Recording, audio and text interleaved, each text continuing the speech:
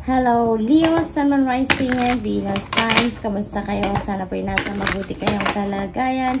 Welcome back po sa Star Tarot. Kung bago kayo dito, welcome din kayo. Thank you sa inyong support. I truly appreciate them. God bless you all. Leo, maraming salamat po sa lahat ng mga donasyon na binibigay po ninyo sa ating channel, sa pag-send po ng mga super thanks. Maraming salamat for sharing your blessings with me. Thank you for your generosity. So, Leo, unang mensahe po ninyo, we have the Crystal Carnelian. Yan ang energy ng Carnelian. Message po sa inyo, feed your creativity. No? Most likely, may mga opportunities and possibilities around you sa ngayon that is going to help you na mas ma-enhance pa ninyo ang inyong creativity. No? Maaring may mga pagkakataon dito na magagawa na ninyong i-express ng inyong mga creative prowess, magagamit na ninyo ang mga creative juices ng isipan ninyo at this time. Kaya there are things also that can is pushing you siguro sa ngayon para gawin na ninyo, express na ninyo yan, because that could help you feed your creativity. See the magic, yan ang pasunod ninyong mensahe, the energy of the labradorite crystal. See the magic, no? Everything is magical, diba? Lahat ng nangyayari sa buhay natin is magical. There are things na nag-unfold nga sa buhay natin na hindi natin maintindihan. We don't know why it's happening. We don't know how it happened, yung mga ganon ba. But that is the magic of life, diba? The life itself is very magical. Life itself is a mystery. Kaya sometimes, hindi na natin kailangan na alamin pa kung bakit, kung ano ang dahilan, bakit ang mga bagay ay nangyayari. Kasi sometimes, whatever or however hard we try to find the reason why behind kung ano man ang mga nangyayari sa buhay natin, ay hindi talaga natin ma-find out, diba? Kung bakit at kung bakit sa'yo nangyari or bakit nangyayari, diba? Kaya, ngayon, maaaring may mga kaganapan dito sa inyo na hindi ninyo ma-figure out kung bakit at kung bakit sa inyo nangyayari. So, let's just see the magic. Let's just embrace it. Kung ano yung mga nag-unfold sa buhay ninyo at this time, just watch it happen. No? Embrace it. Kasi anyways, that is part of the divine plan. Kaya nangyayari yan sa buhay ninyo. So, the next card that you have is the red jasper crystal. Yan. So, take action. Yan ang message sa inyo ng energy na to. Now is not the time to make more plans. Now is not the time to strategize. Now is not the time to procrastinate. But instead, now is the time to take action. Kailangan na ninyong gawa ng paraan. Kailangan na ninyong you need to get on your feet, no?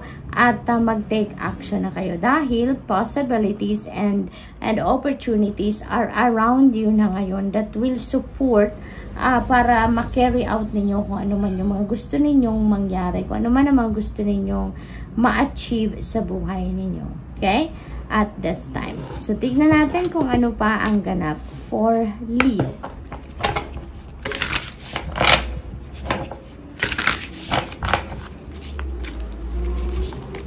We have love. Yan, napakaganda naman. And pinakita din sa akin ng guides ko yung number 33. 33 is a master number. That is a very powerful number. So, I suggest, please look up for the meaning of master number 33 for more guidance. Love is in the air for some of you, Leo. Maaring ang iba sa inyo is so much in love sa ngayon. Maaring ang iba sa inyo is in a romantic relationship sa ngayon, and you are expressing your passion, your love, and affection to your person by giving that person a flower, a rose, no? Siguro, posible din ang iba sa inyo dito is going to enter a new love and romantic relationship. Maaring papasok kayo sa isang romantic relationship if you are single, lalong-lalo na. We have voice. Ayan. So, parang ang ganap dito, no, use your voice para ma-express ninyo kung ano yung mga nasa loob ninyo, kung ano ang nasa kalooban ninyo, ano yung laman ng isipan ninyo. Whether that is related to love or whether that is related to any kind of transaction or negotiation or pakikipag-usap, simple conversation, yung gano'n, ano. You need to use your voice. You need to put voice into your thoughts, no? Bigyan ninyo ng boses kung anong ibig sabihin ninyo na gusto ninyong ma-express sa mga tao. So, pinakita din sa akin ng guides ko yung number 6. We have number 66 din dito kasi 3 plus 3 is 6. And this is number 6. This is another synchronicity right here, Leo. Please look up for the meaning of number 66 as well for more guidance. We have lightning, breakthrough. We have number 21, and this is another 3. Ayan, so 2 plus 1 is 3, and punong-puno ng synchronicity yung linyang ito, Leo. So I suggest you please look up for the meaning of angel number 333, okay? For more guidance po. Thank you. So, breakthrough is at hand. Kung meron man kayong mga problema pinagdadaanan, kung meron man kayong concerns sa buhay na pinagdadaanan sa ngayon, don't worry because breakthrough is at hand. Breakthrough is coming in para magkaroon na ng solusyon ng inyong mga problema. Maybe now is the time that you'll be able to see the light at the end of that tunnel, no? At matatapos na din kung ano man ang mga iniinda ninyong problema, kinakaharap ninyong obstacles, or challenging situations. Energy, ayan, so talagang punong-puno kayo ng power sa ngayon. The power is in your hands sa ngayon para ma-manifest ninyo kung ano yung mga gusto ninyong ma-manifest.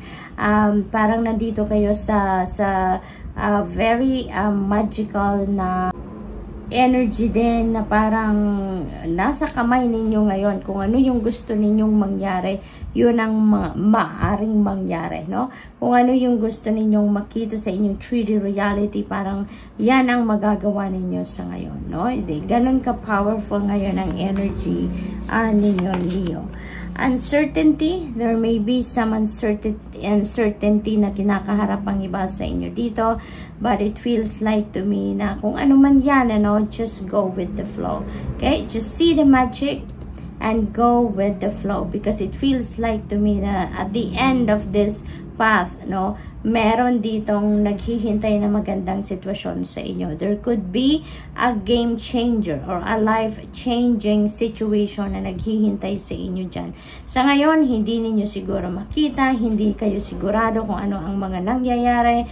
You are not certain of what is going to happen along that journey. Pero at the end of that path, no, natatahakin ninyo, there is going to be a life-changing event na bubulaga sa inyo dyan, no?